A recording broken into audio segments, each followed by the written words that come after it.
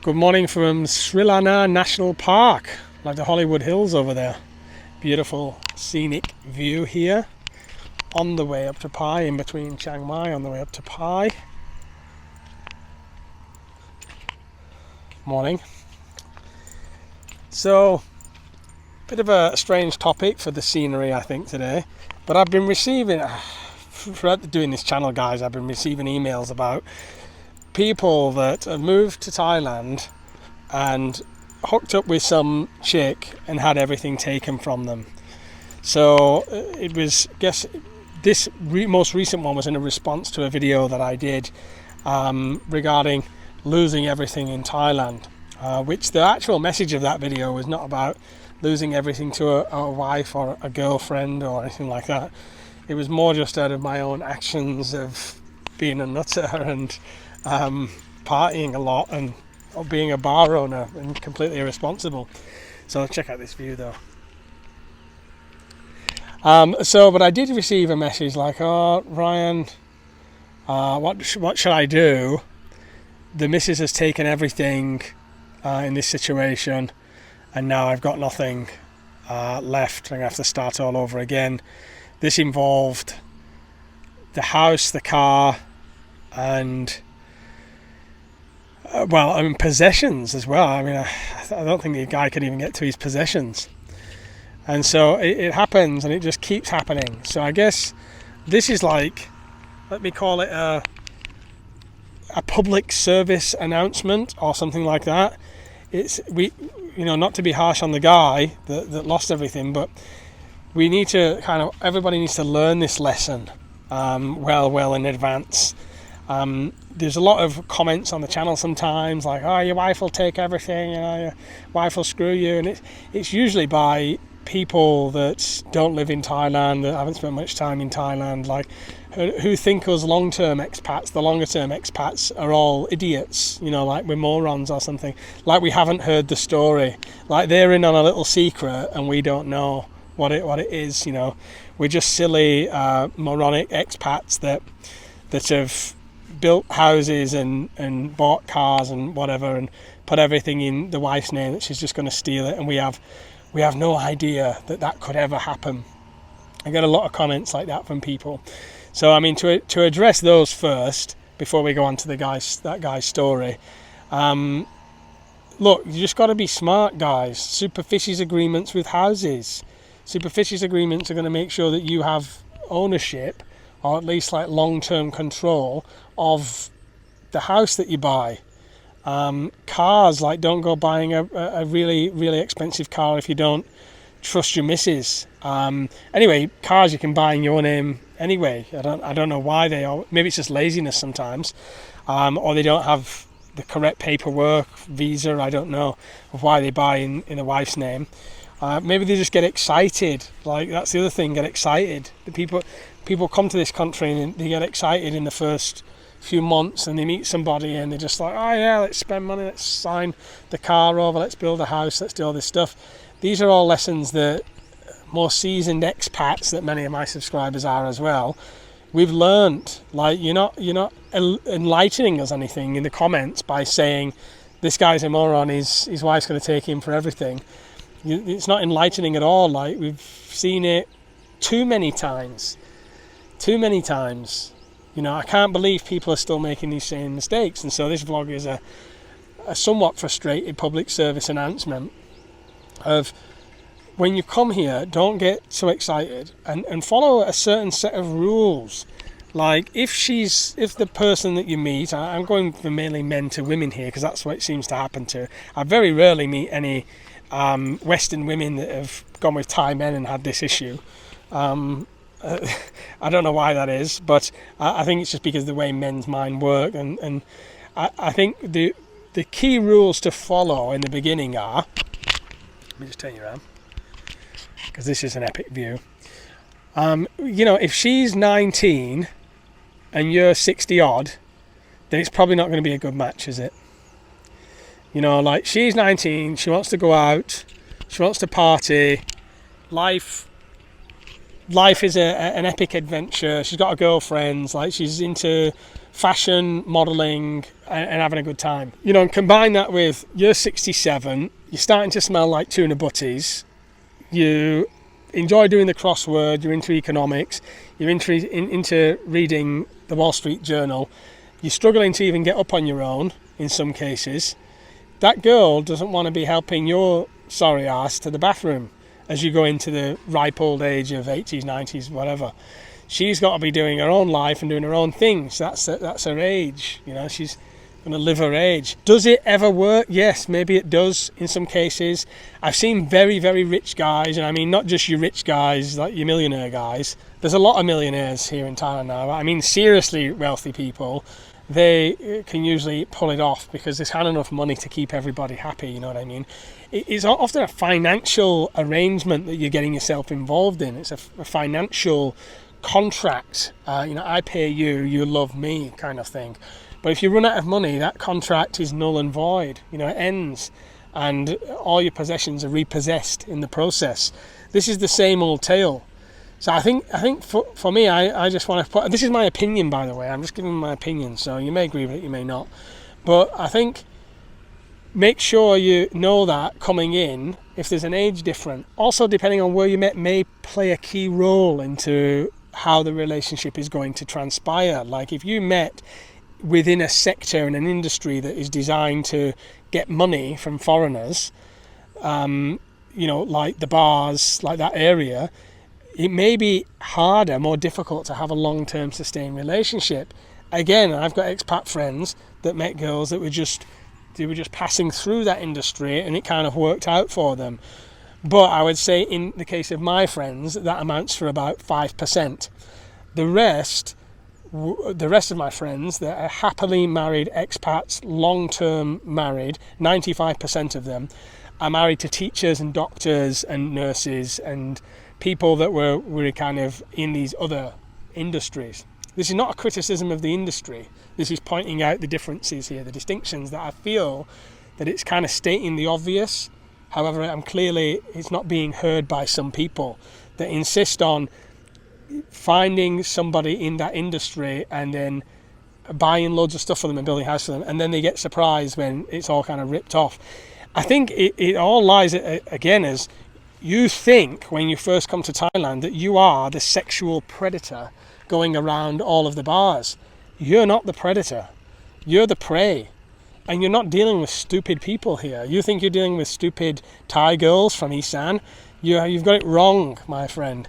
These people are honed in the art of separating farang from their money, just like any casino would be, you know. It's an art form. It's a skill. They've talked to 1,000 farang before you, and some of them they managed to win with, and some of them they saw what didn't work. They saw what worked and they saw what didn't work, and so now they are machines, like able to tell you exactly what you want to hear and part you from your money. And if you're naive and stupid, it's going to be easy for them.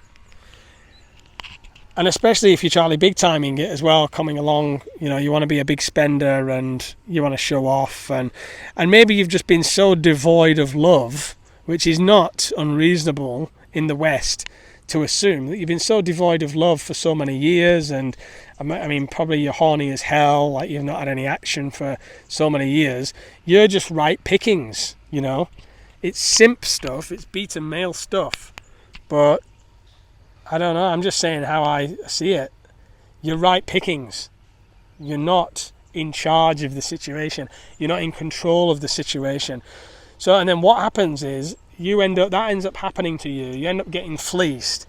And then the whole reputation of Thailand and Thai women ends up getting ravaged.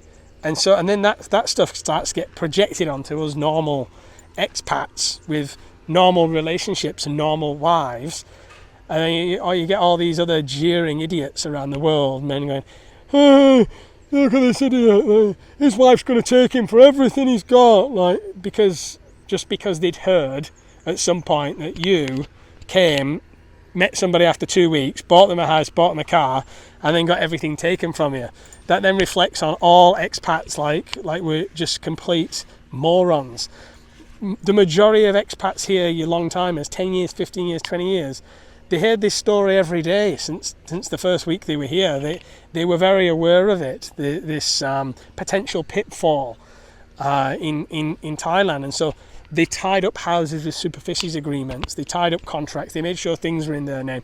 They made the precautions, and more importantly, they met women and worked out the situation of women they could trust. Some expat Farang will also think it's reasonable to give X amount of money to their wife, just as in the West, if you had a housewife, if you one of you decide to be the housewife, one of you decide to be working, you wouldn't not give your partner some money or not have some funds to use for the household bills and to take care of those responsibilities, of course. You would make sure that happens. There's nothing unique about that. There's nothing uniquely Thai about giving that. I mean, I wouldn't call it a salary. Some people call it a salary.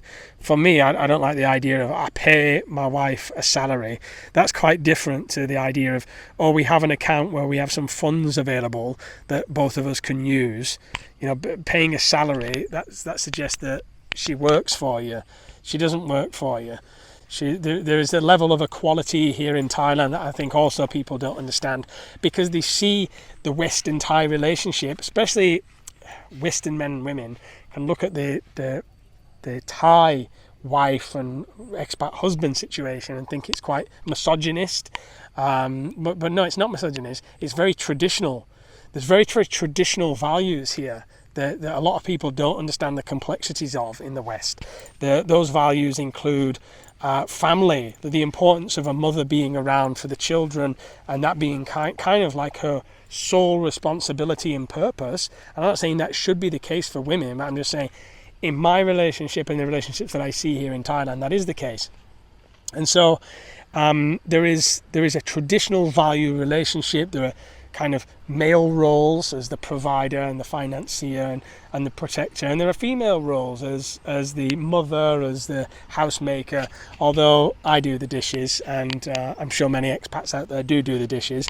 So there's these quite traditional roles which then might reflect to a modern society in the West as chauvinistic or misogynist, but it isn't when you work it out. When you work it out, actually it's quite liberating.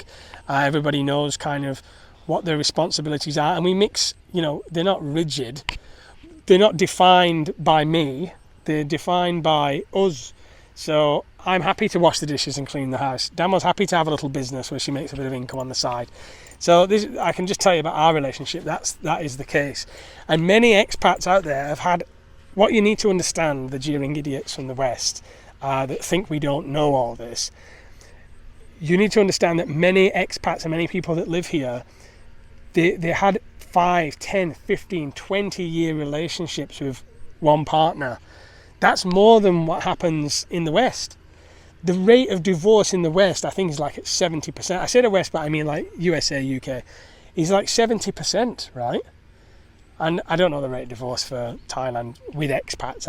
I don't know. But I can tell you that the problem of divorce, the problem of separation, and then the woman in many cases taking all of the assets, that's not a uniquely Thai thing. That's a worldwide thing. I've got friends in the US that went bankrupt because of divorces in marriages, and it happens a lot, and they lost the kids and whatnot. So this is not like a uniquely Thai thing either. It happens all around the world, and you need to come to Thailand and plan for that, plan for every eventuality, especially if there's money involved. Like if I want to give some real advice, if there's even any mention of money in the first few months, it's a write-off, in my opinion. It's a write-off. Like, why should there be any mention of money? Be cautious of the age gap, be cautious of that. If you want like you may not want a loving relationship. We have to be kind of open-minded to all aspects and all paradigms. Some men just want a partner. Some men want from only the sexual side of things.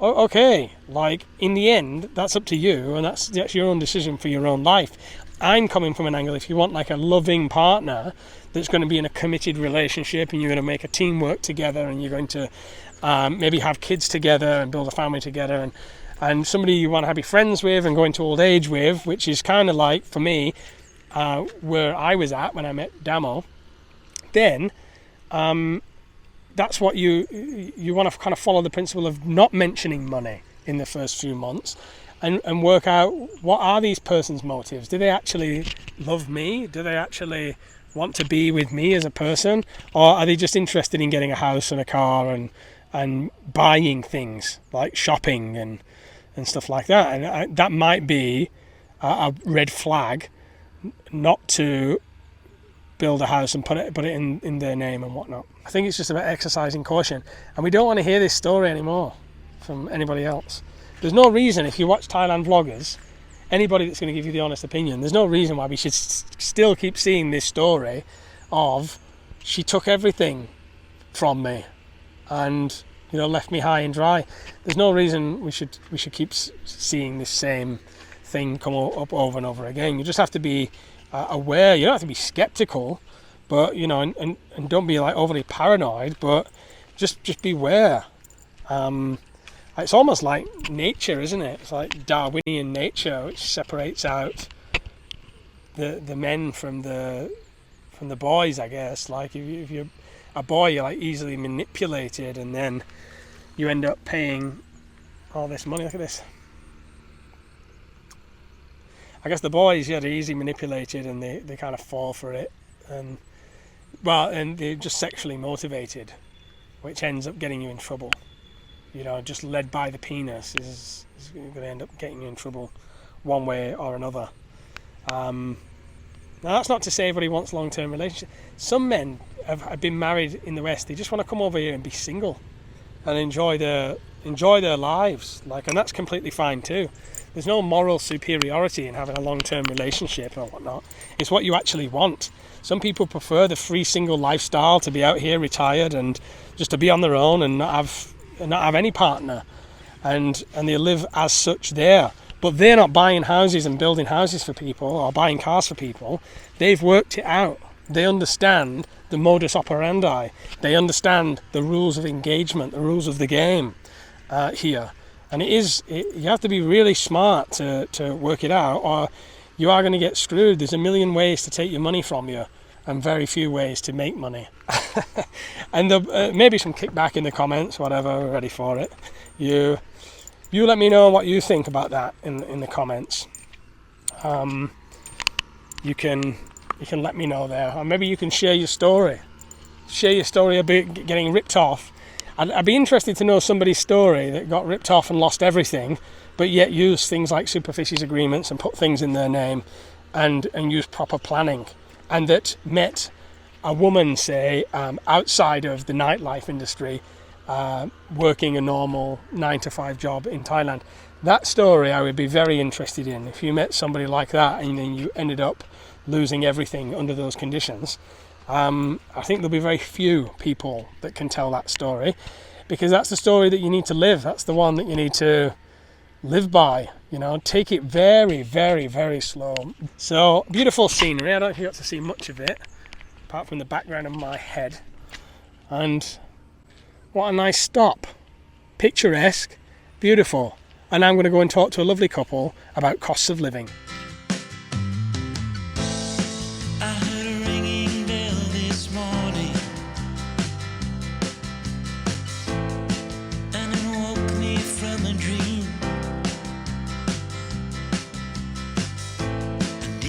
Dream, I heard a warning saying, leave the rest, take a